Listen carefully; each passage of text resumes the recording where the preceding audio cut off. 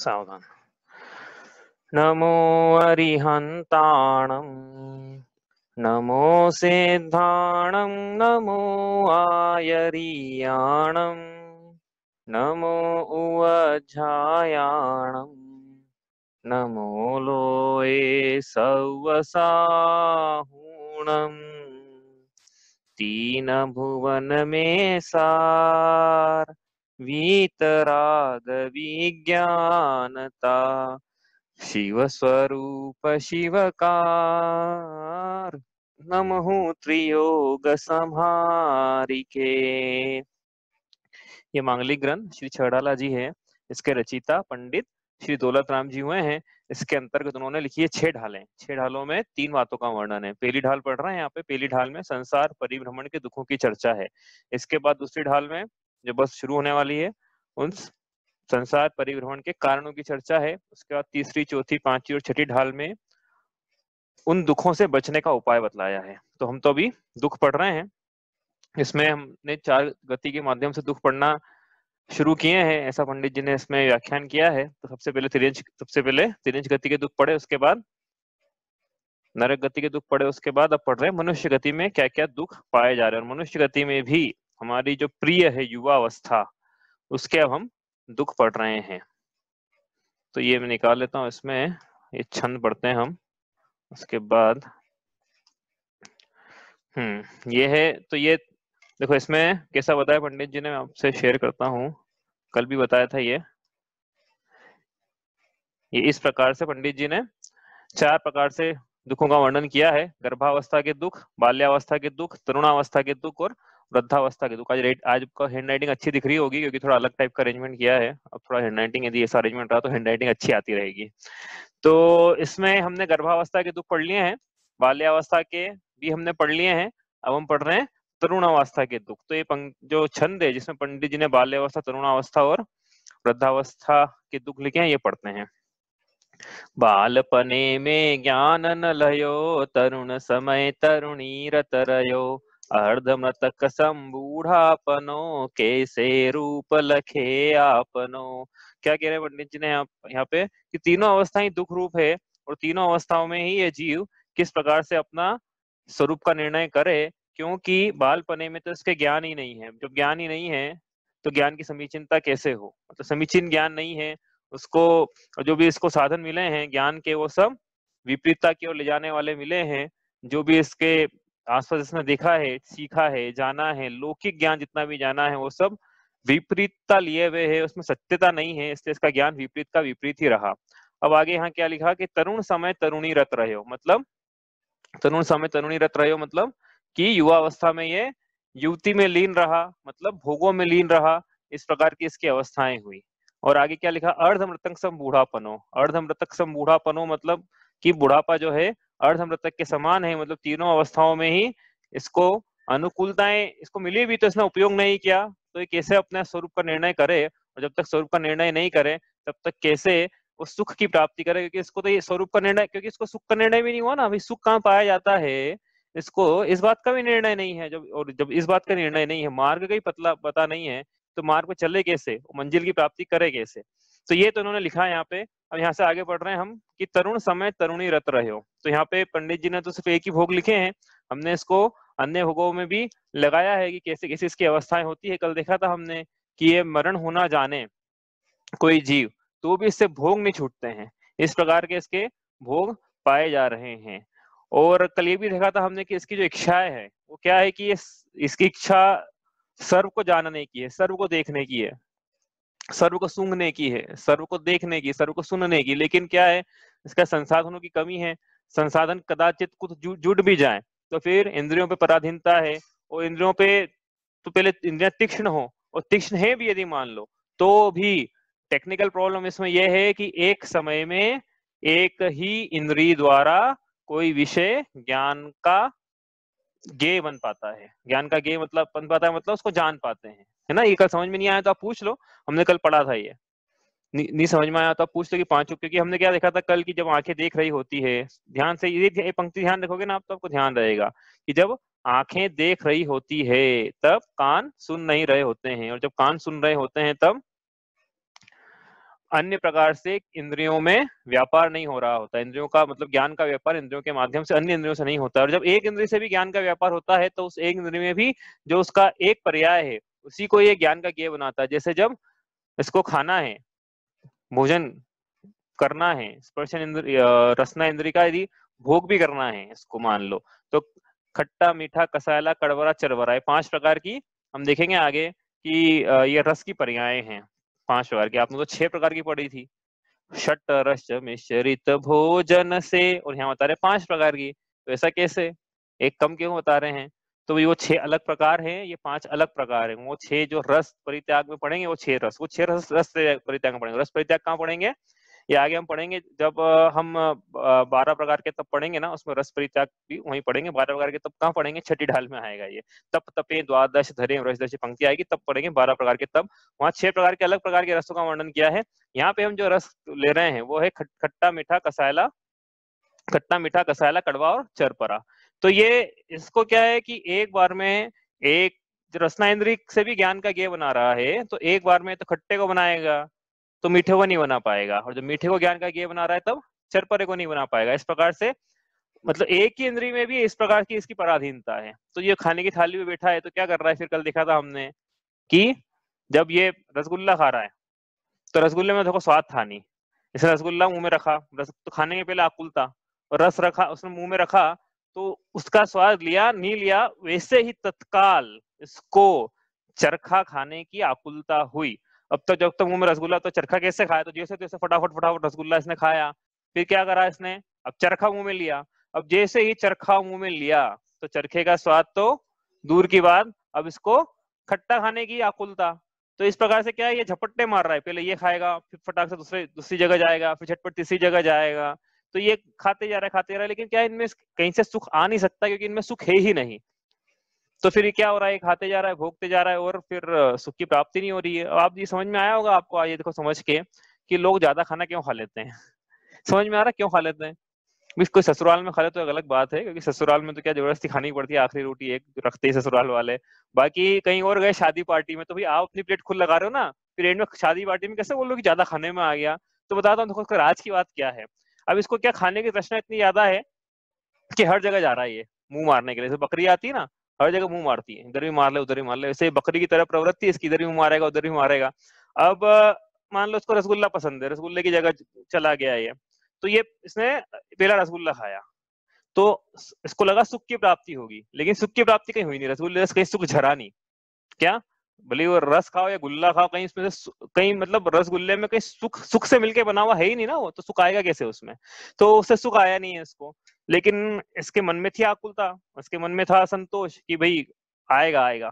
तो पहले में नहीं, पहला खाया नहीं आया, दूसरा खाया उसमें भी नहीं आया, तीसरा, तो खाते जा रहा है खाते जा रहा है कि अगले में आएगा अगले में आएगा, इसकी आकुलता बनी हुई है कि अगले में आएगा। फिर नुक्ति के काउंटर में गया, अगली नुक्ति में आएगा, फिर जो भी चरखा बना उसके काउंटर में गया, फिर जो खट्टा बना उसके काउंटर में गया, मीठा बना, कसायला बना, चरपरा बना, उसके काउंटर में एक एक करके गया ये, खाते गया, सुख की प्राप्ति हुई नहीं। एंड में क्या है, पेट में भी जगह की क्या कमी है, 250-300 ग्राम खा लिया इसने, जवाब दे दिया पेट ने कि अब ज्यादा नहीं खा पाऊंगा। एंड में फिर खाना ज्यादा खाने में आ गया, लेकिन सुख की प्राप्ति कहीं हुई नहीं। एंड में जाके बोलता है कि ज्यादा खाने में आ गया।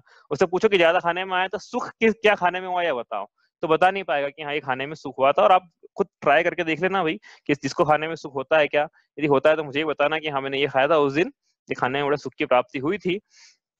संभव नहीं है वो, टेक्निकली पॉसिबल नहीं। आगे और देखेंगे दूसरी तीसरी ढाल में जब हम अजीव तत्व पढ़ेंगे ना, अभी तो उसका विषय नहीं है, अभी तो हम पढ़ रहे हैं कि भोगों में दुख किस किस प्रकार से है। तो उल्टा सुख के स्थान पे इसको दुख ही हुआ, क्योंकि ज्यादा खाने में आ गया, और खाते वक्त भी इसको असंतोष के भाव रहे, खाने के पहले आकुलता के भाव थे, और खाने के बाद अब प्रायश्चित कर रहा है ज्यादा खा लिया तो इस प्रकार की इसकी स्थिति बनी हुई है भोगों को भोगने में। जो रसना इंद्रिय में लगाया है वही पांचों इंद्रिय के विषय भोगने में लगाना, स्पर्शन इंद्रिय में लगा लेना। चक्षु में टीवी देखने में सुख होता है, 2-3 घंटे बिगाड़ लिया उसका होता बड़ा रहा, कुछ हासिल तो हुआ ही नहीं। होता है ऐसा, हुआ होगा सबके साथ। म्यूजिक सुनने में 2 घंटे 3 घंटे बिगाड़ लिए, सुख तो हुआ नहीं। एक गाने से दूसरा गाना, दूसरे गाने से तीसरा गाना, झपटते मारते रहे, एक से दूसरा दूसरे से तीसरा, कहीं सुख की प्राप्ति कहीं नहीं हुई। यथार्थ में आप देखोगे ना, ख्याल करके कौन से गाने से सुख की प्राप्ति हुई, कौन से म्यूजिक से, कहीं समझ में नहीं आएगा, कौन सी गंध से, कौन से डिओड्रेंट से, कहीं कहीं नहीं हुई सुख की प्राप्ति। इसको बस ये झपट्टे मारने का काम है इसको, एक से उधर। और एक बात देखो यहाँ क्या बताया था अभी, कि इसको सर्व को खाने की इच्छा है, सब ये खाना चाहता है। क्या जैसे अपन खाने में लगा लो इसको, तो क्या है कि इसका पूरा 3 लोक में जितना भी अनाज है, जितने भी रस हैं, सब ये पांचों रस भर भर के खाना चाहता है। इसकी तृष्णा की, लिखा है शास्त्रों में कि जीव के तृष्णा की खाई तो इतनी गहरी है कि तीनों लोकों के विषय भोग इसके आशा रूपी गर्त में डाल दें तो भी वो उस गर्त में एक बिंदु के समान रहेंगे। मतलब इसकी आशा की खाई कभी भराने वाली है नहीं, और जो ये कर रहा है वो उल्टा बिंदु के समान है। तो इसकी आशा की खाई, तृष्णा के भाव और भोगों को भोगने की जो आकुलता है, तृष्णा है, आशा है, वो कभी पूरी होने वाली नहीं है। आशा का गर्त, तृष्णा का गर्त, भोगों को भोगने की इच्छा कभी पूरी होने वाली नहीं है। आप ये विचार करना कि किसी को मन भर भूख लगी है, मन मतलब किलो मतलब मन मतलब क्या, मन मतलब कितने किलो केजीस में होता है ना, वेट की यूनिट है मन। तो जिसको मन भर खाने की इच्छा है, उसको कण भर मिलेगा, तो उसकी कैसे भूख शांत होगी? जब मन भर भूख लगेगी तो क्या कण से दूर भगेगी? केवल भेद ज्ञान के जल से तृष्णा की आग बुझेगी, इसके अलावा कोई ऑप्शन नहीं है। सिर्फ भेद ज्ञान करना है, उसी से तृष्णा की खाई भरा सकती है। वरना तो सोचा करता था भोगों से। क्या सोचा करता था? सोचा करता हूं कि सोचा करता था? अब लगा लेना इसका जो भी है। सोचा करता हूं भोगों से मिट जाएगी इच्छा ज्वाला, परिणाम निकलता है लेकिन मानो पावक में घी डाला। हे भगवान, मैं सोचा करता था कि में, भोगों की पूर्ति में क्या है, सुख की प्राप्ति है, और मेरी इच्छा जो हो रही है वो भोग कंज्यूम करके, भोगों को भोग कर मेरी इच्छा की ज्वाला शांत हो जाएगी। लेकिन ऐसा तो हुआ नहीं, और उल्टा क्या हुआ कि ऐसा हो गया कि जैसे मानो पावक में घी डाला, जैसे अग्नि में घी डालते हैं और अग्नि ज्यादा दहकती है, ठीक उसी प्रकार मैंने भोगों को शांत करने के लिए इस इच्छा की अग्नि में जब भोग का ईंधन डाला, तो उस भोग के ईंधन ने इस तृष्णा की अग्नि को शांत करने के बजाय और ज्यादा भड़का दिया। भड़का दिया कि अब ये मिला है, आज आज छोटी गाड़ी मिली है, कल बड़ी लेंगे, परसों और बड़ी लेंगे। तो आज ये मकान है किराए का, कल घर का होगा छोटा सा, परसों थोड़ा बड़ा होगा, एक दिन बाद और बड़ा। अच्छा है व्यवस्था अपने क्या है कि हालांकि जैनिज्म में तो अलाउ है पोलीगेमी, लेकिन हिंदू मैरिज एक्ट 1971 में अलाउड नहीं है। नहीं तो क्या है कि आज इस स्त्री को भोग रहे हैं, कल दूसरी को भोगेंगे। ये तो अच्छा ऐसा नहीं है, नहीं तो ये ऐसा भी करने लग जाए, इसका क्या भरोसा। तो ये ऐसी इसकी इच्छाएं हैं, लेकिन ये शांत कभी नहीं होगी। यदि होती, किसी की हुई तो बता दो मुझे, इतने साल इतना हो गया ना भाई, जो भी एज है मानवता की साइंस के हिसाब से, इतने लोग हो गए अभी तक। एक आध तुम लेके आओ ना कि भैया ये देखो, ये व्यक्ति ऐसा है जिसने अपने भोग कर अपनी इच्छाएं शांत कर ली हो। चाहे वो बिल गेट्स ही क्यों ना हो, चाहे वो बिल गेट्स के बाद भी पूरी 6 घंटे की संपत्ति थोड़ी है, चाहे वो चक्रवर्ती क्यों ना हो, चाहे वो इंद्र ही क्यों ना हो, किसी एक को पढ़ के लाओ हमारे सामने, किसने भोग भोग कर अब तृप्ति पाली हो, अब बोले मैं और भोग इसने भी भोगना चाहता हूँ कि मैंने बहुत भोग लिए। ऐसा कौन है? कोई नहीं मिल पाएगा, एक आदमी, एक व्यक्ति नहीं मिल पाएगा कि जो भोगों को भोग कर अपने भोगों की ज्वाला जिसने शांत की हो। उल्टा भड़की हुई जरूर मिलेगी। तो ये तो क्या है कि जब समता की, जो समता के जल, ऐसा आएगी पंक्ति चतुर्थ ढाल में, अभी नहीं कर रहे हैं, कि समता रूपी मेघों द्वारा जो जल गिरता है वही विषय रूपी दावा नल को शांत करने में सक्षम है। अभी क्या इसका मतलब अपन चतुर्थ ढाल में करेंगे। अभी तो इतना ही है कि भाई ये इसकी जो भोगों की ज्वाला है ये बड़ी है और इससे दुखी हुआ है, इससे ये असंतुष्ट रहा है। और भोगों को क्या है जुटाने में, तो आप तो देखा होगा ना कि पहले ही 25 साल जीवन के ये तो भोगों को कमाने की कला में व्यतीत किए। तो वो 25 साल जो उसने स्टार्टिंग में व्यतीत किए वो तो दुखमय थे। न उसने भोगों को भोगा, न कोई अर्थ उपार्जन किया, उल्टा आशाओं में जीता रहा कि आगे में भोगों को कमाऊंगा। और जो 25 साल है उसने मेहनत में, पढ़ाई लिखाई आदि में पूरे किए। उसके बाद अब भोग भोगने का यदि समय भी आया तो अर्थ की कमी, अब ये अर्थोपार्जन में लगा रहा 25 साल से लेकर 50 60 70 साल तक। अर्थोपार्जन करूंगा, भोग भोगूंगा, सुबह 7 बजे से लेकर रात में 11, कल उदाहरण दिए थे ना, चलता रहा इसका। अब वृद्धावस्था में, तो वृद्धावस्था की व्यवस्था आएगी वहां पे, तो वहां पे भी फिर तो ये इसकी जो अवस्था है ये पूरी आप भी से लेके अभी तो तरुणावस्था पढ़ रहे हैं ना, तो जब तक ये कमा रहा है, अर्थोपार्जन कर रहा है, भोग जुटाने का काम कर रहा है, तब तक तो इसकी अवस्था दुख रूपी है। कहीं सुख हुआ क्या है इसको? भोग जुटाने में दुखी था, अभी तो भोग भोगने में तो जो दुख है उसको तो वो तो अलग, भोग जुटाने में दुखी है अभी तो इस प्रकार की इसकी अवस्था रही है भोग भोगने की। और क्या होता है, आगे चले यहाँ से, तो ये तो अपने कल पढ़ लिया था। अब क्या होता है कि जैसे इसको भोग भोगना है, तो भोग भोगते समय ये चाहता है कि जो भोग सामग्री है वो इसके अधीन रहे, मतलब उसको ये भी मिले, उसको वो भी मिले। जैसे उदाहरण के लिए स्त्री को भोगना चाहता है, तो चाहता है कि स्त्री उसके अधीन रहे, या और भी कोई सामान्य मान सम्मान चाहिए, तो मान मान को पोषना चाह रहा है ना, अपने कषायों को, मतलब विषय और कषाय साथ में लगा लेना, तो कषायों का पोषण करना चाहता है ये, तो जनता इसके अधीन रहे, इस प्रकार से इसकी प्रवृत्ति है। लेकिन पर पदार्थ तो अपनी योग्यता अनुसार परिणमते हैं, पर पदार्थ तो उनकी योग्यता अनुसार परिणमेंगे, इसका उसमें कोई बस नहीं चलता, ये उसके अधीन नहीं है। जैसे ये स्वाधीन है, इसका आत्मा स्वाधीन है, वैसे हर पदार्थ, हर पुद्गल परमाणु, हर आत्मा, हर जीवात्मा, हर पदार्थ, हर द्रव्य स्वाधीन है, इसकी इच्छा अनुसार परिणमने वाले नहीं। अब जब इसकी इच्छा अनुसार नहीं परिणमते हैं तो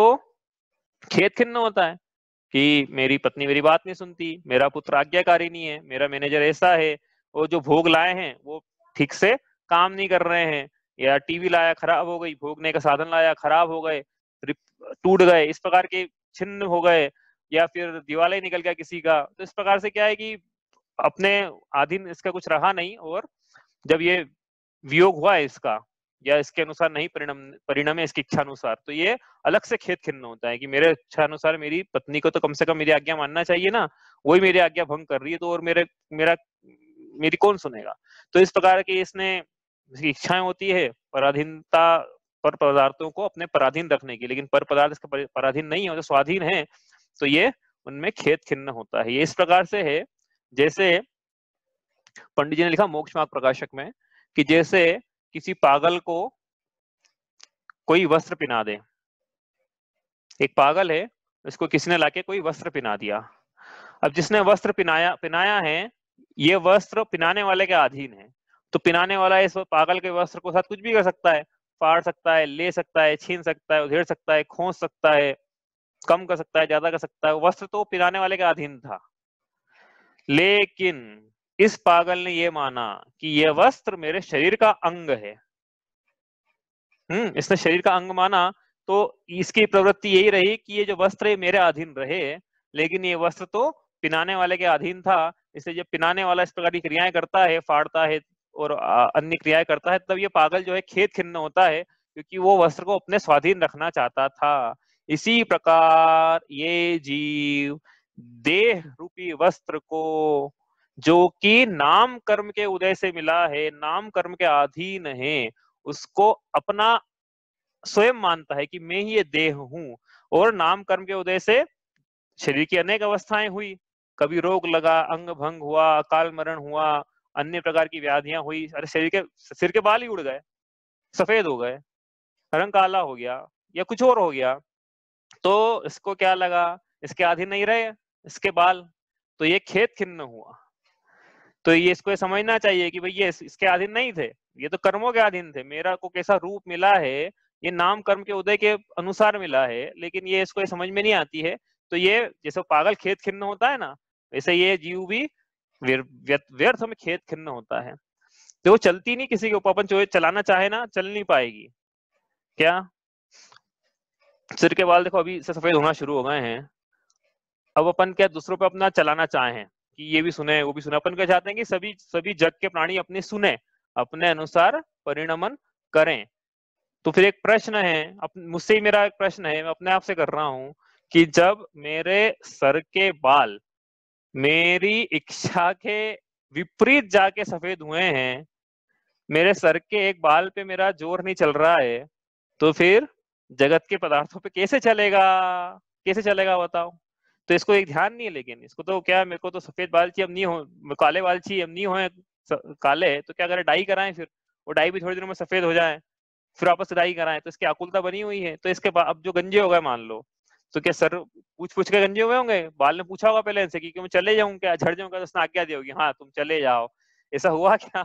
तो जब बाल पे नहीं चल रहा है अपना जोर, तो पर पदार्थ पर कैसे चलेगा? लेकिन ये चलाना चाहता है, इसके बाल झड़ते हैं, इसके बाल काले होते हैं, तो ये खेत खिन्न होता है। इसकी ऐसी अवस्थाएं हैं मनुष्य गति में, कैसी कैसी अवस्थाएं, किस प्रकार से वो दुख उठा रहा है पर पदार्थों को अपने अधीन रखने की लालसा से। इस प्रकार से इसकी अवस्थाएं हैं। और क्या होता है इसके साथ में कि जैसे ये इसका शरीर है, शरीर में अनेक प्रकार की रोग उत्पन्न हो गए, अनेक प्रकार की व्याधियां उत्पन्न हो गई। शरीर इसके अधीन तो रहना नहीं है ना, शरीर में अनेक प्रकार के रोग उत्पन्न हो जाएंगे। अब ये इसको रोग का इलाज कराना है, उपचार कराना है। यदि नहीं कराएगा तो फिर रोग से दुखी है, और उपचार जब तक नहीं करा रहा तब तक आकुलता से दुखी है। और उपचार हो ही जाएगा ऐसा जरूरी थोड़ी है कि उपचार हो ही जाएगा उसका, तो ऐसा भी नहीं है। तो इस प्रकार के अनेक इसको दुख पाए जा रहे हैं। और क्या है कि इसके, ये तो क्या है कि संयोगों से बताया हमने, अभी अंदर की तो बात ही नहीं करी है कि ये अपने मिथ्यात्व से दुखी है, इसे तो बात ही नहीं करी ना। अभी देखो आप अंदर की बात करें जीव के परिणामों की, तो ये वास्तव में अपने क्रोध परिणाम से दुखी रहता है। कैसे क्रोध परिणाम से दुखी करता है? ऐसा भी बताया ना कि पर पदार्थों को अपनी इच्छा के अनुसार परिणामना चाहता है, लेकिन पर पदार्थ तो इसकी इच्छा अनुसार नहीं परिणमते हैं, वो तो अपनी स्वाधीनता से परिणमन मतलब ट्रांसफॉर्मेशन, एक पर्याय से दूसरे पर्यायांतर में परिणमन, ट्रांसफॉर्मेशन, तो उससे नहीं होता है इसके चाहने से, वो तो अपनी योग्यता अनुसार होता है। लेकिन जिसकी योग्यता इसके चाहने से नहीं हुआ तो ये पर पदार्थों पे क्रोधित होता है। स्त्री ने इसकी आज्ञा का उल्लंघन किया, क्रोधित होगा।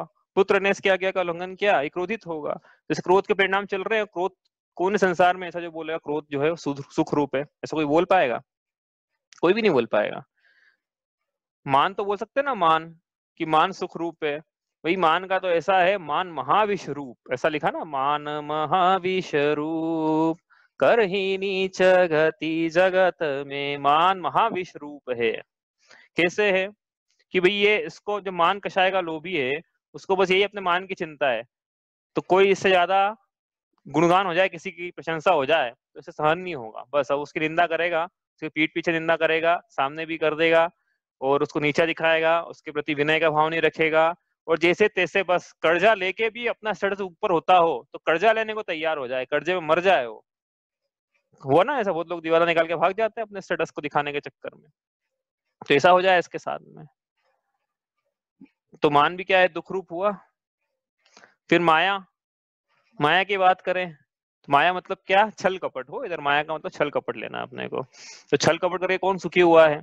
इधर दुकान पे कोई ग्राहक आया, अब छल से कोई चीज जचाना अपने को, तो चार चीजें अपने अपनी दुकान में जो माल है वो जचाना है उसको बस, भले ही वो गलत हो सही हो, उससे अपने कोई मतलब नहीं। भी ये ऐसा दुकान वालों के नहीं है, तो बिजनेस सर्विस वालों के भी हमारे भी तो कस्टमर है, नौकरी वालों के भी कस्टमर रहते हैं।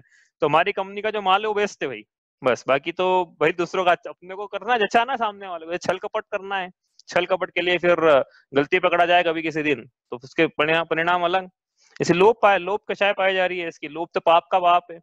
लोभ के लिए तो किसी भी प्रकार के पाप करने को ये आमादा हो जाए कि हम तो कोई भी कुछ भी करने को तैयार है, लेकिन हमें तो धन चाहिए, धनोपार्जन करना है। हो गई कषाय की बची है। यदि हंस भी रहा है, ये हास्य भी कर रहा है, तो इसकी कल्पना में सुख मान के हास्य कर रहा है, ठीक है। रति भी कर रहा है, तो फिर पर पदार्थों में रति परिणाम पाए जा रहे हैं, तो जो उसका वियोग होगा तो वो वियोग से दुखी होगा। और रति तो स्वयं दुख रूप है, शोक स्वयं दुख रूप है, जुगुप्सा स्वयं दुख रूप है। और वेद तो लिखा ना यहाँ पे, तरुण समय तरुणी रत रया, तो वो तो है ही। उसके बारे में तो पहले बता ही दिया आपको कि किस प्रकार से वो दुख रूप है। कूरे तिया के अशुचित तन में काम रोगी रति करे, ऐसा लिखा है ना। तो ये इसकी ऐसी प्रवृत्ति है कि ये वहां सुख ढूंढ रहा है जहाँ पे कौवा अपना भोजन ढूंढता है। अति क्या लिखा, मसन अति सड़न मसन माही काग जो चोचे भरे, ऐसा ऐसा लिखा ना उन्होंने। तो ये इस प्रकार से तो शरीर की अवस्था है। तो ये वेदों से दुखी है, तो आंतरिक कषाय भाव से भी दुखी है। इस प्रकार से इसके दुख चल रहे हैं। और क्या है कि पर पदार्थों में देखो, कुत्ते बताए थे ना अपन ने, पंडित जी के 3 कुत्ते बोले थे मैंने। तो एक कुत्ता बताया था जिसको कल बताया था ना कि हड्डी चबाने से किंचित लहू उत्पन्न होता है, एक तो वो कुत्ता था। ऐसे टोडरमल जी साहब का दूसरा कुत्ता, उस कुत्ते को जब लाठी पड़ती है तब वो लाठी से खेत खिन्न होता है कि लाठी मारने वाले से खेत खिन्न होता है? तो वो लाठी से व्यर्थ में खेत खिन्न होता है। वैसे ही इस जीव को मंदिर जाने को नहीं मिला तो ये खेत खिन्न हो रहा है, दूसरे ऊपर दोषारोपण डाल रहा है कि सरकार ने ये नहीं किया, इसने ये नहीं किया। उसको अंतरंग में विचार करना पड़ेगा कि भाई ये आपके ही अंतराय का उदय चल रहा है, तो कुत्ते की तरह प्रवृत्ति नहीं हो जाए अपनी कि अपने ही अंतराय कर्म जो है अपने को तकलीफ दे रहे हैं। लाठी तो स्वयं यही मार रहा है अंतराय कर्म, और अपन दूसरों को दोषारोपण करे तो लाठी से कौन सी लाठी है जो जिससे खेत खिन्न होना यदि होना भी है तो अपने अंतराय का कर्म, अपने कर्मों की लाठी पड़ रही है अपने पे, दूसरों की लाठी नहीं पड़ रही है। दूसरों ने कुछ नहीं किया, हमने क्या करा, ये मंदिर गए तो बहुत तेज आवाज में पूजा करी करी हम मंदिर गए, बीच में खड़े हो गए 5-10 मिनट तक, पीछे वालों को दर्शन नहीं होने दिया। हम मंदिर गए, बहुत तेजी से घंटी बजाते ही रहे। हम मंदिर गए तो हम वहां पे जाके क्या करने लगे, हम सास बहू की चर्चा होने लगी मंदिर के बाहर, वो खाया कि नहीं, ये पिया कि नहीं। तो ये इस प्रकार के अंतराय कर्म जो बंदे हमारे उदय में आ गए कि भाई आपने दूसरों के दर्शन में विघ्न डाला है, आपके दर्शन में विघ्न आया है, आपकी पूजा में स्वाध्याय में साधना में विघ्न आया है। तो इस प्रकार तो इसको ख्याल नहीं है, ये खेत खिन्न होता है पर पदार्थों पे, तो इसके ऐसी परिणति पाई जाती है। अब कोई बोले कि देखो ये सब ठीक है, लेकिन जब कर्मों की अपेक्षा से पढ़ रहे हैं एक्चुअली अपन ने क्या दर्श, पहले ज्ञानावरण कर्म का कैसा हुआ, फिर मोहिनी के थ्रू कैसा हुआ, मैंने बताया नहीं आपको क्योंकि कर्म की अपेक्षा से पढ़ रहे हैं, क्योंकि कर्म 8 कर्म का विस्तार नहीं करा ना। अंतराय पढ़ लिया, चारित्र होने का भी पढ़ लिया। अब वेदनी आता है इसका नंबर, तो वेदनी से कैसे इसको खेत खेत वेदनी, अब देखो आपको नहीं समझ में आता वेदनी, तो वेदनी की परिभाषा तो आपको बता दी थी, क्या बताई थी, क्या होती थी भाई, याद है किसी को वेदनी की परिभाषा? कल भी मैंने रिवाइज की थी इसको परिभाषा को, वेदनी की परिभाषा, साता वेदनी की परिभाषा बताओ। किसी की आवाज नहीं आ रही है, तो ये भी क्या परिभाषा याद करना पड़ेगी, ऐसा काम नहीं चलेगा। ये तो पढ़ा तो था, याद नहीं है। क्या बताया था कल वेदनी के बारे में? इंद्रियों के विषयों में जो सुख का अनुभवन कराता है वो साता वेदनीय है, लेकिन इसमें एक टर्म मिसिंग हो गई है। कौन सी मिसिंग हो गई है? हो सकता है मैंने भी नहीं बताई हो, तो उसका विषय नहीं आया हो, लेकिन एक जो इम्पोर्टेंट टर्म है वो ये थी इसमें कि जो मोहनी के जोर से इंद्रियों के विषयों में सुख का अनुभवन कराता है वो साता वेदनीय है। तो मोहनी के उदय से कराया ना इसने, तो ये जो साता वेदनी का उदय आया, लोग बोलते साता वेदनी का उदय चाहिए, लेकिन जो साता वेदनी में भी कोई ऐसा है जीवन में जिसको लगातार साता वेदनी का उदय चलता रहे? ऐसा कोई देखा आपने कि लगातार साता वेदनी का ही चल रहा हो उसको?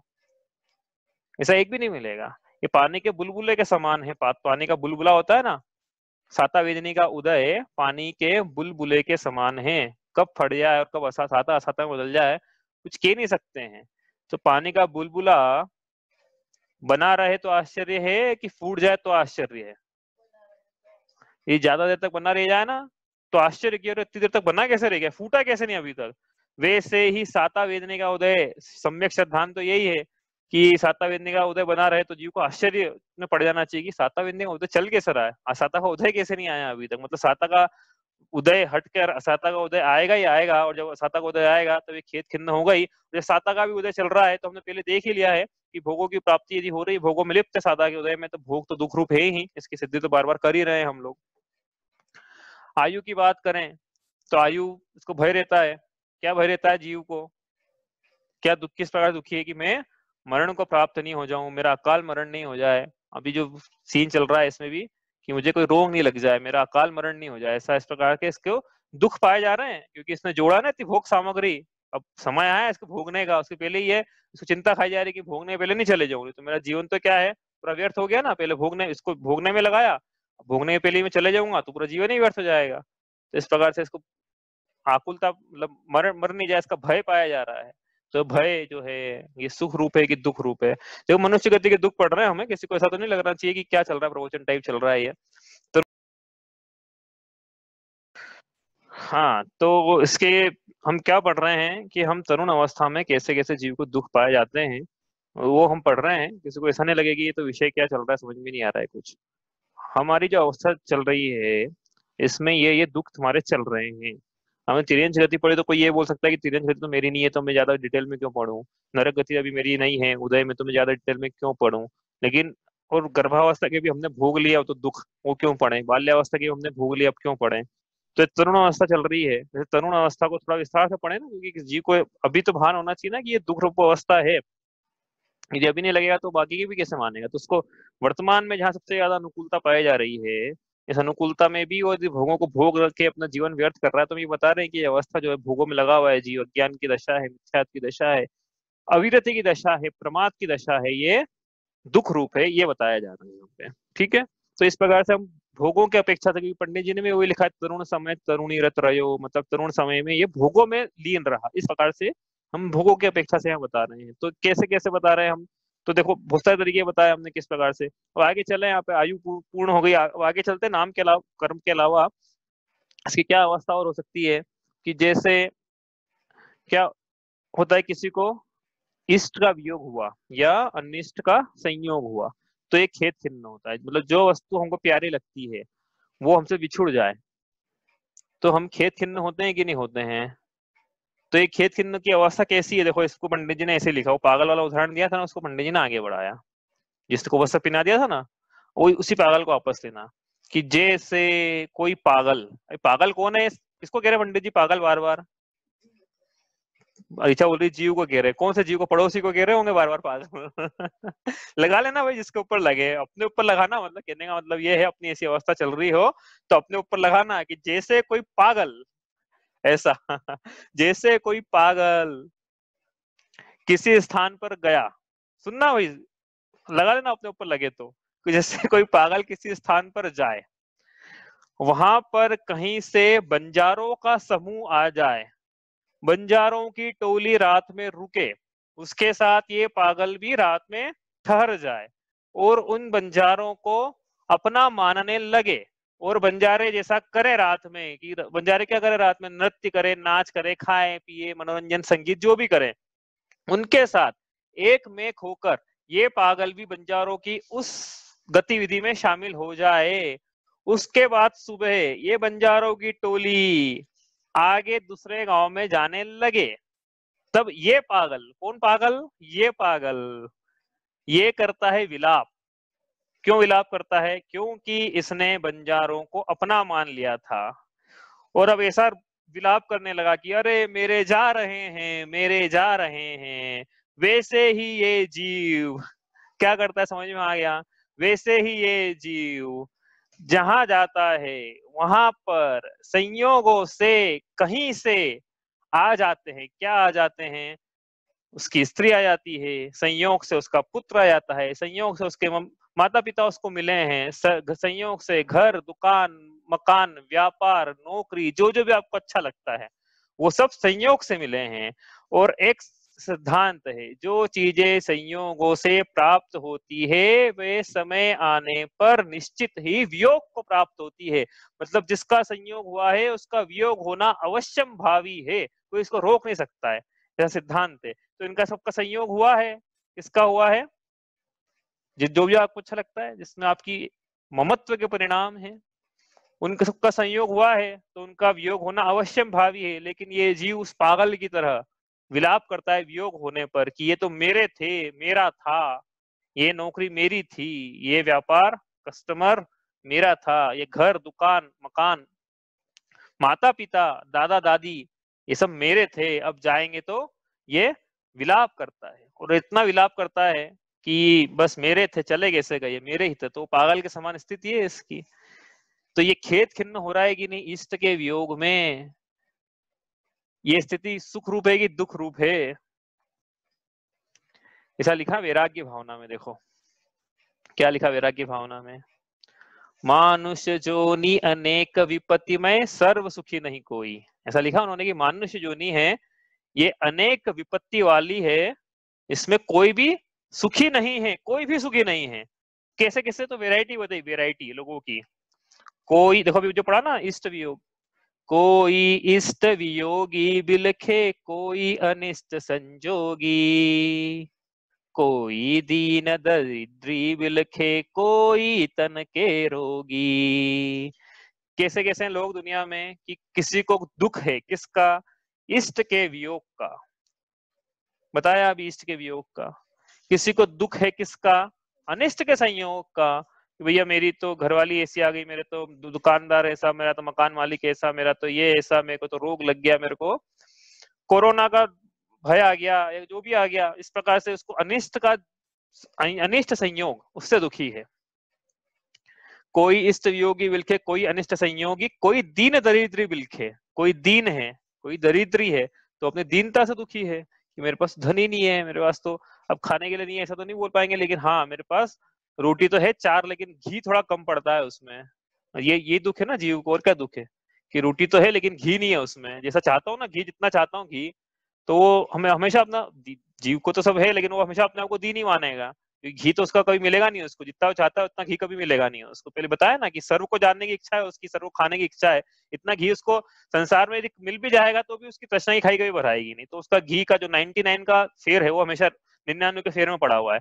तो ये कोई दीन दरिद्र बिलखे, आगे क्या कहा, कोई तन के रोगी, किसी को तन का रोग है संसार में, अनेक प्रकार के रोग पाए जा रहे हैं भैया, किसी को बेटे नहीं बन रहा स्वाध्याय क्या सुनेगा, किसी का चित्त चंचल चंचल नहीं, चित्त चंचल है, किसी को कोई रोग है, किसी को क्या रोग है, किसी का सर दुखता है, किसी का पैर दुखता है, किसी के पांव, किसी के अन्य प्रकार से अनेक प्रकार के रोग पाए जा रहे हैं। कितने पाए जा रहे हैं? हाँ कितने पाए जा रहे बोलो? हाँ कितने थे? 5,68,99,684। इतने तो नरक नारकी के थे भैया, अपने नहीं होते हैं इतने, लेकिन पाए जा रहे हैं किसी, उस समय तो 7वें नरक के नारकी को इतने पाए जाते हैं। हम तो यहाँ मनुष्य की बात कर रहे हैं, तो मनुष्य को भी रोग, किसी न किसी को कोई ना कोई रोग ने घेरा हुआ है, किसी की पीठ दर्द, किसी का सर दर्द, किसी का कुछ, किसी का कुछ, तो कोई तन के रोगी, और भी तो क्या लाइफ थ्रेटनिंग नहीं, किसी को लाइफ थ्रेटनिंग भी पाए जाते हैं, किसी को हार्ट की प्रॉब्लम है, किसी को कोलेस्ट्रॉल की प्रॉब्लम, किसी को शुगर की प्रॉब्लम, किसी को और कोई लाइफ थ्रेटनिंग प्रॉब्लम है। तो इस प्रकार से कोई तन के रोगी। आगे क्या लिखा देखो, संसार में कैसे कैसे अवस्था है, जिस पे जो जो लगे वो अपने पे लगा लेना। किसी के घर कलिहारी नारी, किसी के घर कलिहारी नारी के बेरी सम भाई, किस ही के दुख बाहर दिखे, किस ही उर्दु चिताई। किसी के घर में कलिहारी नारी है, कलिहारी नारी मतलब तो नर में भी लगा, कोई नारी को नर कलिहारी लगे तो उसमें लगा लेना। क्या 11 बजे खाने का टाइम हो जाए, होता ना 11 बजे का खाने का टाइम हो गया है, नींद मिला किसी दिन 11 बजे, तो नर क्या करे, क्या बोलेगी नारी की 11 बजे से 12 बजे लग गए तो ये ऐसे ऐसी अवस्था है जीव की, ऐसा हर घर में हो रहा है, जिसके घर में होता है, मतलब कि 11 तो ऐसी नारी जो है, तो सब पता ही है स्वरूप नारी का, तो सभी को क्या गुणगान करें। तो किसी के घर कलिहारी नारी, किसी के बेरी सम भाई, किसी के भाई जो हैं वही बेरी हैं। अपने आसपास ही देख लेना भाई, कितने अपने घर में, अपने परिवार में, अपने रिश्तेदारों में, कि बेरी से ज्यादा प्रॉपर्टी के झगड़े हो रहे हैं, तो भाइयों भाइयों में तकरार हो रही है, तो बेरी, ये सब सब अच्छा अच्छा लगता होगा ना, ये जब भाई भाई से झगड़ता होगा, सुखरूप अवस्था होती होगी, जब घर में पति पत्नी झगड़ते हो सुखरूप अवस्था होती होगी, जब इष्ट संयोग अनिष्ट वियोग होता, इष्ट वियोग अनिष्ट संयोग होता होगा, तब ये अवस्था सुखरूप है। दीन दरिद्री की अवस्था सुखरूप है, किसी को तन का रोग लग जाए अवस्था सुखरूप है, तो अपने में जो लगे वो लगा लेना। इस प्रकार से यहाँ कह रहे हैं वैराग्य भावना में कि किसी ही घर कलिहारी नारी के बेरी सम भाई, किस ही के दुख बाहर दिखे, किस ही उर्द चिताई। किसी के दुख तो बाहर दिख रहे हैं प्रत्यक्ष, लेकिन किसी के नहीं दिख रहे हो तो जाके पूछना, क्यों भाई बिल गेट्स, कोई दुख नहीं होगा ना आपको, तो स्टीव जॉब्स, स्टीव जॉब्स, हाँ वही कोई तन के रोगी, वही एक दिन खबर आ गई स्टीव जॉब्स, तो मतलब बिल्कुल शौक लग गया कि ये कैसे हो गया, जिसकी कंपनी में सबसे ज्यादा कैश पड़ा हुआ हो, दुनिया की ऐसी कंपनी जिसकी बैलेंस शीट में सबसे ज्यादा कैश पड़ा हुआ है, उस कंपनी का सीईओ खबर आ जाए एक दिन कि उसका अकाल मरण हो गया। तो ऐसी है अवस्था संसार में। तो वो सुखी, पूछो किसी से जाके, तो बोलेगा नहीं हमको तो ये जो रोग लगा है ऐसे दुखी हैं हम तो। बिल गेट से पूछोगे तो नहीं, हमारा जो कंपटीटर हमसे बहुत आगे निकल गया, हम तो पहले आ गए थे मार्केट में और हमसे अब कंपटीशन हमारी आगे निकल गई है। तो ये और चल ही रही ना अकुलता भाई और कमाने की। तो क्या बोल रहे थे, किसी के घर कलिहारी नारी के बेरी संभाई, किसी के दुख बाहर दिखे, किसी उर्द उचिताई, और किसी के तो अंदर ही अंदर पीड़ित है, कोई बाहर से बाहर दिखा रहा है, कोई व्यक्त कर रहा है, और कोई अंदर ही अंदर दुखी। भाई ऐसा है कि जैसे किसी के तो हर किसी के बाहर दिखना जरूरी थोड़ी, कोई दबा के भी रखता है, तो उससे जाके पूछो कि आप तो दिल की बात बताएगा कि हमें इतने इतने कष्ट है दुनिया में। क्या ऐसा मत समझना कि हर कोई बाहर से सुखी दिख रहा है तो अंदर से कोई नहीं दिखेगा सुखी। पूछना, वो उस दिन कहानी सुनी थी ना कि किसके दुखों की गठरी, दुखों की गठरी सबकी बड़ी हुई है, किसी की छोटी नहीं है। संसार में कोई एक नहीं मिलेगा जिसकी छोटी दुखों की गठरी लेके आएगा, सबके पास बड़े बड़े दुख हैं। कोई पुत्र बिना नित झूरे, होए मरे तब रोवे, खोटी संतति सो दुख उपजे, क्यों प्राणी सुख सोवे। कोई पुत्र बिना नित झूरे, किसी का पुत्र नहीं हुआ, हमें पुत्र की प्राप्ति नहीं हुई है। पूछो जाए कि पुत्र की तो हो गई मान लो, और पुत्र की नहीं हुई मान लो, चलो तो किसी को दोनों की नहीं हुई, तो क्या संताप है फिर? पुत्र नहीं है हमारे, जिन जीवन भर झुलसता है वो, कि हमारे बुढ़ापे की लाठी नहीं है हमारे पास में, जीवन भर से झुलसता रहेगा, तो ये कोई सुखरूप अवस्था है? अपन क्या पढ़ रहे हैं? संसार के दुख पढ़ रहे, मनुष्य गति के तरुण अवस्था के। और किसी का पुत्र अपने आसपास ही लगा लेना भाई, बहुत एग्जाम्पल आसपास ही दिख जाएंगे, हो सकता है स्वयं में भी दिख जाए, कि अपने को लगाना स्वयं में नहीं दिखे, स्वयं में तो आसपास की हमारी भी आज ऐसी अवस्था है, तो हम लकी हैं कि हमारे पास वो नहीं है, लेकिन हमारे दूसरे दुख हैं क्या। और किसी के दुख, और किसी को पुत्र हो जाए, होते से मर जाए, या होने के बाद बड़ा करें तो मर जाए, तो कितना है ना। हमारे घर में केसेस हुए ऐसा कि भाई हमारे थे, हम नाम नहीं बताऊंगा, कि गए उनके यहाँ, तो उनके मम्मी पापा मतलब बहुत बुजुर्ग, दादा दादी की उम्र के, वो तो बैठे हुए, पापा गए वहां पे, तो पापा से बोलते देखो जाने की उम्र तो हमारी थी, लेकिन हमारे आंखों के सामने हमारे बेटे की अर्थी उठी, कितना कष्टकारी है वो। तो वो तो दादा दादी के लिए तो है ही, लेकिन या तो इनकी बात कर रहे हैं, हाँ तो दादा दादा की बात कर रहे हैं एक्चुअली, कि पुत्र हुआ लेकिन आंखों के सामने मर गया। तो ये संसार के दुखों की चर्चा हो रही है। और किसी के हो भी जाए, बढ़ भी जाए, जिंदा भी रह जाए, खोटी संतति सो दुख उपजे, खोटी संतति निकल गई, पुत्र तो हुआ लेकिन खोटा निकल गया। अभी खोटा निकल गया तो और ज्यादा संताप। मतलब ऐसे ऐसे लोग हैं वही कि हमारा एक मित्र है, हम नाम नहीं बताऊंगा, कि दूसरे मित्र भी है अभी तो वो उसके पिताजी से पूछा कि अंकल वो दिखा नहीं, बहुत दिन हो गए, कहाँ गया? तो पता उसके पिताजी ने क्या बोला? मर गया वो तो। हमको आश्चर्य, क्या बात है, हमको पता ही नहीं पड़ा कब मर गया, कैसे, क्या हो गया? तो पूछा फिर कि अंकल क्या हो गया एकदम से? तो बोले नहीं, उसकी बीवी के साथ रहने लग गया वो तो पिताजी क्या बोल रहे हैं, मर गया वो तो। मतलब ऐसे दुख पाए जा रहे हैं जीव के, कि मरा हुआ मान लिया अपने बेटे को, बाद में फिर एक होगा, बाद में वो अलग कहानी है, लेकिन फिर वो लेकिन मरा हुआ मान लिया। और आप सब जानते हो, उनको नाम नहीं बता रहा हूँ इसलिए, मैं मल्लारगंज में है वो, अग्रवाल परिवार है, तो वो ऐसी स्थिति है। और क्या है कि ये पुत्र हुआ, देखो क्या इनके क्या दुख है, ज्यादा दुख क्या है कि खोटी संतति से, कि इसके तो भाई पुत्र नहीं होता, किसी के मतलब जैसे अपना पड़ोसी है, उसके यहाँ कोई पुत्र नहीं है, लड़कियों का विवाह हो गया, अब उनको कोई जरूरत पड़े तो अपन बिल्कुल जाएंगे ना जरूरत कि भैया इनके चलो कोई संभालने वाला नहीं, पुत्रियों का विवाह कर दिया इतने अच्छे भाव से, अब कोई इनको जरूरत पड़ेगी तो हम जाएंगे, उनका देखभाल करेंगे। लेकिन किसी के पुत्र हो और वो देखभाल नहीं करे, तो ये वाक्य बताएंगे अपने को कि मेरा पुत्र है, वो मेरी देखभाल नहीं करता, कौन वो बता दे तो बेटा घर में रहने नहीं दे, ऐसी हालत है। तो बेटे के साथ भी रहना है, किसी को बोल भी नहीं सकते, और हम जाके मदद भी नहीं करेंगे आगे। हम क्यों करेंगे भाई, आपका पुत्र है ना, हमको क्या पता किसे, हमको तो पता ही नहीं कुछ कहानी आपके यहाँ की, तो आगे आके मदद भी नहीं कर पाए। तो ऐसी मतलब खोटी संतति हो जाए तो उससे जो दुख उपजे, उसकी तो बात ही क्या करें।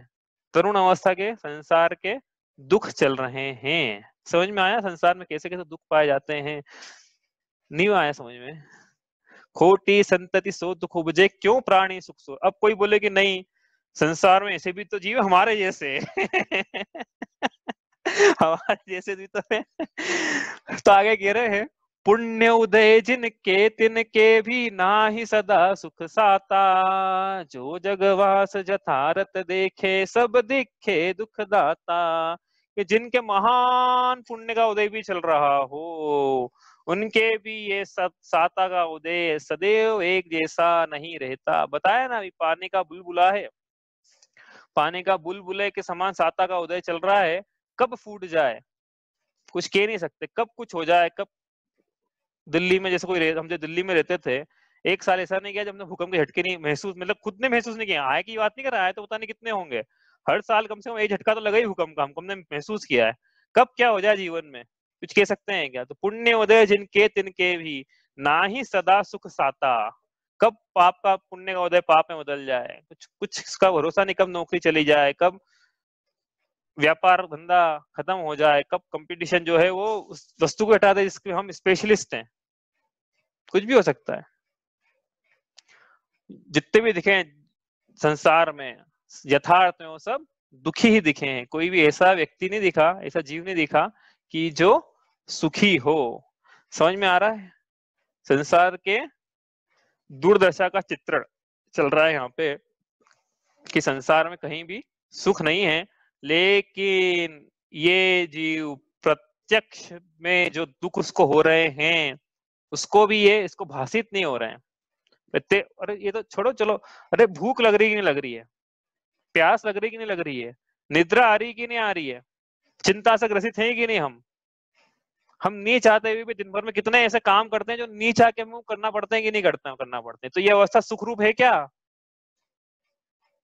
भूख लगना सुख रूप है, प्यास लगना सुख रूप है, मल मूत्र की वेदना होना सुख रूप है, विषयों की वेदना होना, स्त्री को भोगने की चाह होना क्या सुख रूप है, टीवी को देखकर आकुलित होना क्या सुख रूप है। अपने पे लगाना ना ये सब। हम मनुष्य भाव लेके आए हैं, 1/3 मनुष्य भाव सोने में व्यतीत हो रहा है।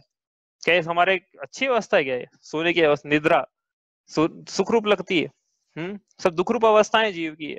1/3 तो जैसे कोई हम किसी से कुछ माल खरीद के लाए, 1/3 उसमें वेस्ट हो जाए, इस टाइप की बात हो गई है। तो 1/3 तो वेस्ट कर दिया अपन ने सोने में, तो सुखरूप अवस्था थी ये। तो ये सब अपने में लगा ना, इतनी वेदनाएं हो रही है, तो ये कोई भी अवस्था सुख रूप नहीं है। पूरा जो मानव जीवन है, बाल्यावस्था से शुरू करा हमने, तरुणावस्था की चर्चा कर रहे हैं, इसके बाद वृद्धावस्था की चर्चा आएगी, तो वो भी देखेंगे हम कि वो भी सुख रूप नहीं है, वो भी दुख रूप ही है। तो क्या करना चाहिए इस व्यक्ति को इस जीवन में? बात तो कंक्लूजन तो निकाले बात का, इतना पढ़ लिया तो जैसे पंडित जी ने उदाहरण दिया, कहाँ दिया? मोक्ष मार्ग प्रकाशक में। क्या लिखा उन्होंने पंडित जी ने कि जिस प्रकार, और भी कई जगह मिलेगा आपको, मंगल राय जी ने भी लिखा जैसे, तो जिस प्रकार गन्ना होता है, गन्ने का जो नीचे का हिस्सा है जड़, वो किसी काम का नहीं, फेंकना पड़ता है। गन्ने का जो ऊपरी हिस्सा है वो भी किसी काम का नहीं। वैसे ही मनुष्य गति में बाल्यावस्था, जहां उसको अज्ञानता के दुख हैं और उसको पढ़ाई के दुख हैं, अपना करियर सेट करने के, ये जब आकुलता चल रही है उसके दुख हैं, किसी काम की नहीं बाल्यावस्था। उसी प्रकार वृद्धावस्था में भी आगे कहा ना इसमें, अर्धमृतक सम बूढ़ापनो, तो आधे मरे हुए के समान है बाल्यावस्था, उसमें वो भी किसी काम की नहीं है। अब बची क्या? गन्ने का बीज का हिस्सा। तो अब क्या करें? इसको चूसे, रस निकाले इसमें से। तो पंडित जी क्या कह रहे हैं कि जो बीज की अवस्था थी गन्ने की, ये गन्ना जो हाथ में लगा है ये कैसा है? ये गन्ना काना है, काना गन्ना है। काना काना क्या होता है कि अंदर से फाड़ के देखो तो रेड कलर की लकीर दिखे, जो किसी प्रकार से खाने योग्य नहीं हो, लेकिन फिर भी कोई स्वाद का लोभी इस काने गन्ने को चूस कर इसमें से रस निकालना चाहे, तो आगे एक और शब्द कह रहे हैं कि ये पोंडा है। पोंडा है मतलब इसमें रस नहीं है, रस। तो ये जो युवा बीच की जो अवस्था है, मतलब बाल्यावस्था में तो काम की नहीं है, वृद्धावस्था काम की नहीं, बीच का जो गन्ना था, बीच की जो अवस्था थी, इसमें रस तो था, लेकिन ये जो गन्ना हाथ में आपको लगा है ये काना है, पोंडा है, इसलिए ये किसी काम का नहीं है। इसको कोई स्वाद का लोभी बिगाड़ना चाहे तो बिगाड़े, लेकिन वास्तव में करना ये चाहिए था कि इस गन्ने को वापस से बो देना था, फिर बो कर अनेक गन्ने इसमें से निकलते और मीठा मीठा रस, मीठा मीठा फल इस जीव को मिलता। ठीक उसी प्रकार इस मनुष्य गति में भी बाल्यावस्था और युवा अवस्था, बाल्यावस्था और वृद्धावस्था तो किसी काम की नहीं थी, युवा अवस्था मिली तो इसमें भी जो भोग मिले, बहुत से लोगों तो मिले नहीं, और जिनको मिले मिल गए वो भी भोगों का सुख भी बेरस था, बेरस, किसी काम का नहीं था। फिर भी कोई भोग का लोभी इस युवा अवस्था को भोग में बिगाड़े तो बिगाड़, करना तो लेकिन ये चाहिए था कि इस युवा अवस्था में जीव को धर्म का धारण करना चाहिए था। ये धर्म का धारण करके इसको उच्च पद की, मतलब ऐसा पद जिसमें अनंत सुख होता है, उस अनंत सुख वाले पद की प्राप्ति होती। इसलिए इस युवा अवस्था में क्या करना था? धर्म का धारण करना था। मंगत राय जी ने क्या लिखा? मंगत राय जी ने लिखा ना, पढ़ा तो बहुत बार होगा। भी हमको भी अर्थ समझ में नहीं आता, हमने प्रज्ञ सागर जी, आचार्य प्रज्ञ सागर जी से पूछा तो हमको समझ में आया इसका क्या अर्थ है। काना पोंडा पड़ा हाथ यह चूसे तो रोवे। क्या है? काना पोंडा पड़ा हाथ यह चूसे तो रोवे, फले अनंत जू धर्म ध्यान की भूमि विषय बोवे। कैसा गन्ना हाथ में लगा है? काना है, पोंडा है, ऐसा गन्ना हाथ में लगा है। इसको चूसेगा तो रोएगा, इसको चूसेगा तो रोएगा, तो फिर क्या करना है? फले अनंत जू धर्म ध्यान की भूमि विषय बोवे। इस युवावस्था में जीव को धर्म धारण करना था, सम्यक ज्ञान की प्राप्ति करना है, तत्व का निर्णय करना है। और चूंकि आप मनुष्य गति में हो, इसलिए सम्यक दर्शन तो चारों गति के जीवों को हो जाता है।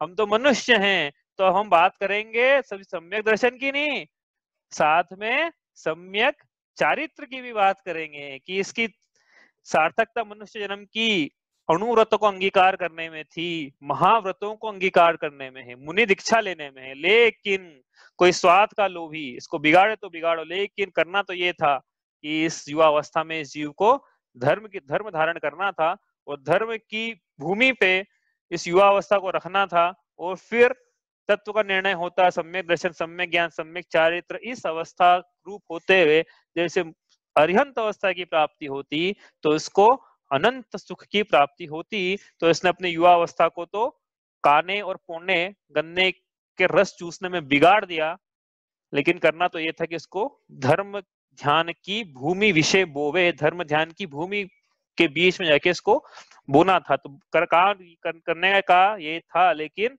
इसने भोगों में भोगा, भोगों में इसका जीवन व्यर्थ इसने गवा दिया। और भोग कैसे है? बंध के कारण है, हमने परसों पढ़ा था।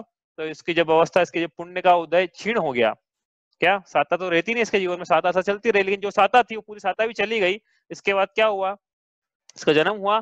कहाँ हुआ? पढ़ के आ रहे ना अभी तक, वहां इसका जन्म हुआ, साता पूरी चली गई। तो अभी अनुकूलता मिली है जीवन को, जीवन में तो क्या करना है?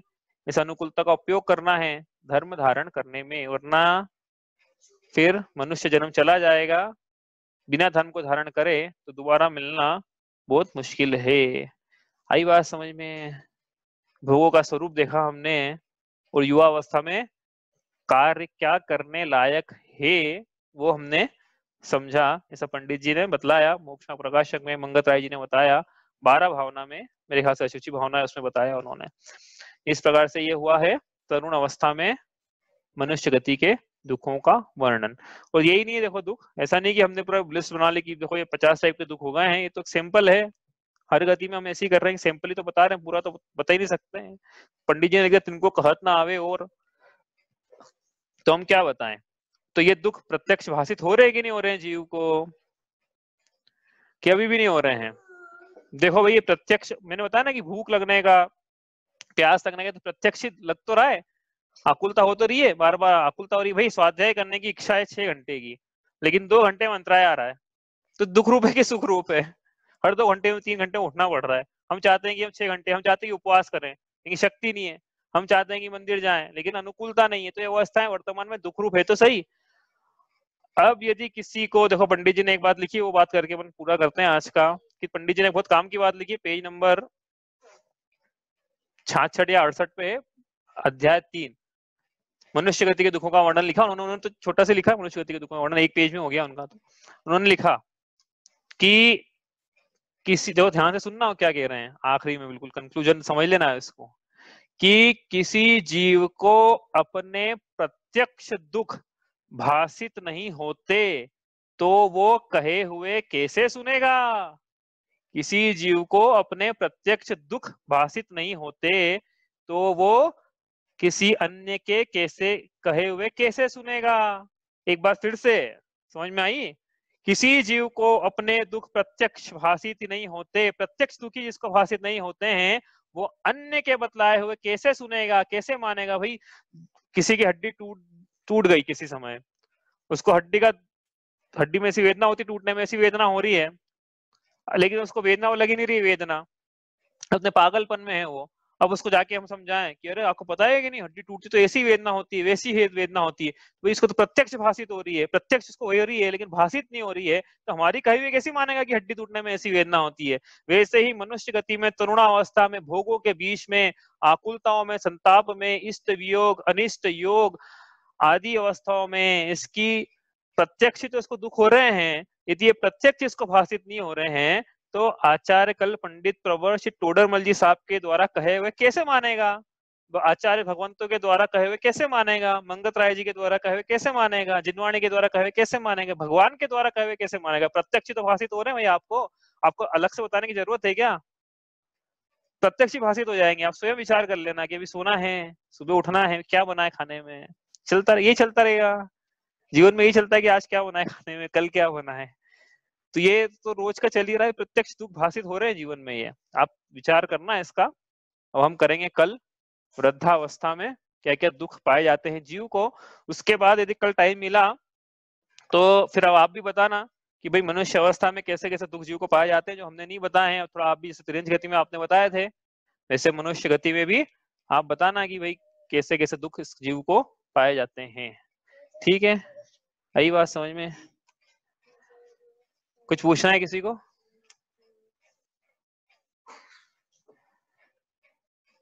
ठीक है, तो आज इतना ही करते हैं। जावाणी के ज्ञान ते सूझे लोकालोक, सोवाणी मस्तक नमो सदा देत हूँ धूक।